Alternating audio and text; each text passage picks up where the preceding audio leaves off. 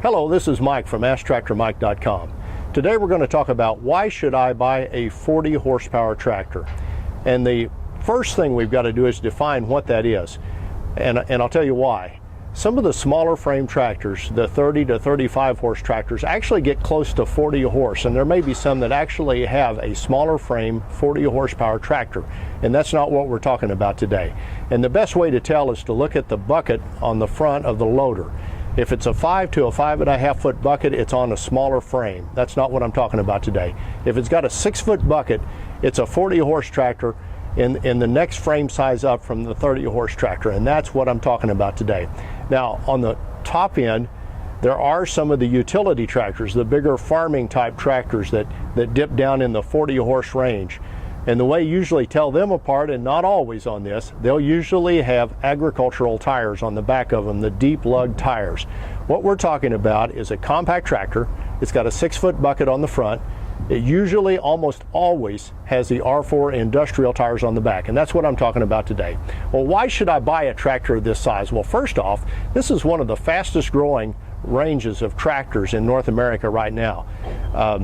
My perception of the tractor business, when people originally started buying compacts in this country, they bought 25 horse tractors. That was the popular size. And then it was 30. And now the most popular size seems to be the 40 horse tractor. And why would you buy a tractor this size? Well, I always tell people, get the biggest tractor you can afford. You'll never be upset that you bought too big a tractor, unless you're trying to get it in tight areas. A 40 horse tractor, you get a 6 foot bucket on the front, which will enable you to get a lot more work done. You can put a 6 foot brush hog on the back of it versus a 5 foot on the smaller frame tractors and get a lot more work done that way. And even if you can find a rotary cutter that's got twin gearboxes, you could go up to a 7 foot cutter on the back. So that's the advantages of the 40 horsepower tractor there.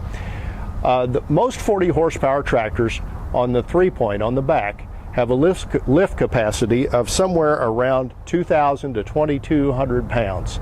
So if you're wanting to move most of your big round bales around with a 3-point mounted bale spike, you can. On the front end of most of your 40 horsepower tractors, they're going to have a lift capacity of around 1,600 to 1,800 pounds. Some may be a little more, some may be a little less. If you put proper ballast on the back, you can lift up most of your 4x4, 4x5 round bales with no problem and move them around. Now, if you're wanting to do that all the time, load and unload round bales like off of a truck, you're probably going to have to go up one more size in your tractor. You can easily square bale with a 40 horsepower tractor. If you want to run almost all of the small square balers, you can. If you want a round bale, there's a few round balers out there, like 3x4 round balers that are really small that a 40 horse tractor will pull. If you're wanting to bale a 4 foot wide by 5 foot tall bale or bigger, you're going to need a bigger tractor. The other advantage of a 40 horse tractor, you can get a lot of work done with it. It'll still fit on a 16 foot trailer, and it's probably the biggest tractor you'd ever want with a half-ton pickup pulling it.